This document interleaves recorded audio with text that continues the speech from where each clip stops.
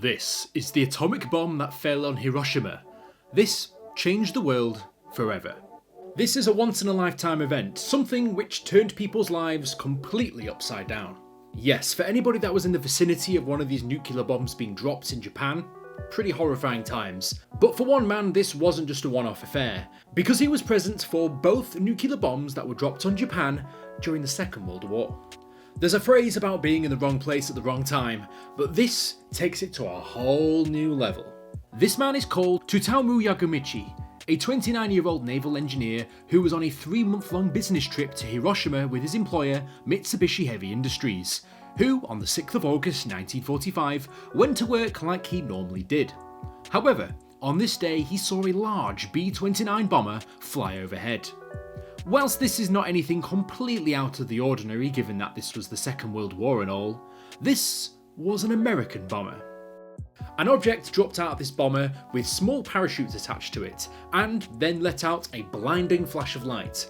That was the nuclear bomb that was dropped on Hiroshima. Yes, the first atomic bomb. It was a 13 kiloton uranium atomic bomb known as a Little Boy. Despite its name, the Little Boy had an absolutely huge explosion. Tsutomu, being unfortunately not very far away from the detonation, had barely enough time to be able to dive into a nearby ditch as he heard the loud sound of a boom ringing around him. The shockwave thereafter sent him spinning in the air with a heavy thud to the ground in a nearby potato patch. He was only a mere 2 miles away from the epicenter of the explosion, so geez, he must have been pretty dang close.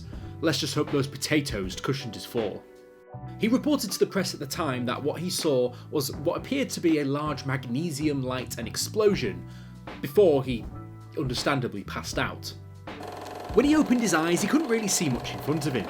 It was like the start of a film in the cinema where before the picture had even begun, with black frames flashing without any sound. This sounds like some sort of broken DVD player, or somebody that had just witnessed a nuclear bomb get dropped 2 miles away. I don't know, but either or it sounds pretty horrifying.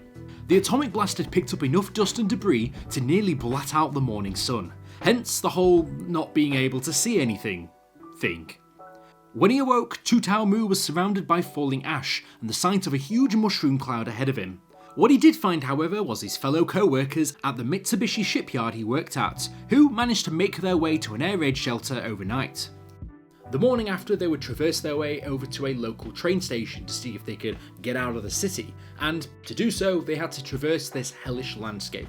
This included crossing a river due to the fact that a bridge had collapsed as a result of the explosion, and what he saw in the river were the bloated bodies of victims who would bear witness to this horrific event. With his hands and arms burnt, he managed to get out of, well, what was Hiroshima and board a train. As he left, the train passed the destroyed city, devastation everywhere, the aftermath that would go on to end the lives of 80,000 people. He settled down on an overnight train that was still running to his hometown of Nagasaki. For anyone that knows history, you know where this is going because he could have gone anywhere, but he decided to go to potentially the next target of the atomic bomb. He arrived home and met his wife and children, telling them about the grueling tale he'd just been through, and hopefully at this point having a nice sit down and thinking, whew, well that's all over then.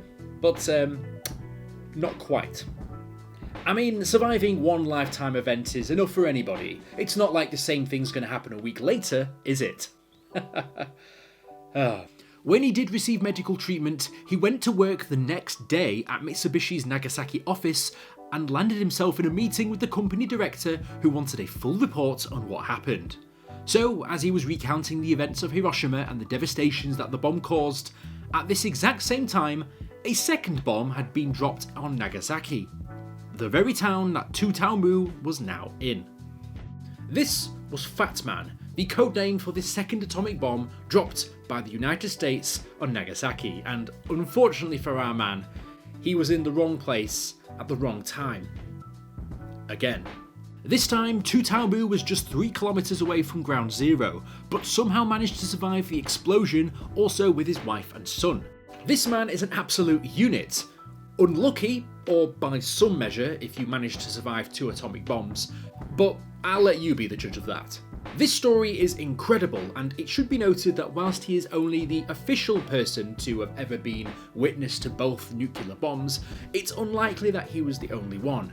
Bearing in mind that many people he was on the trip with to Hiroshima were from the factory in Nagasaki, so many of those people went back with him back home, so it's more than likely that there were a fair amount of people that possibly bore witness to the same horrific events. Twice.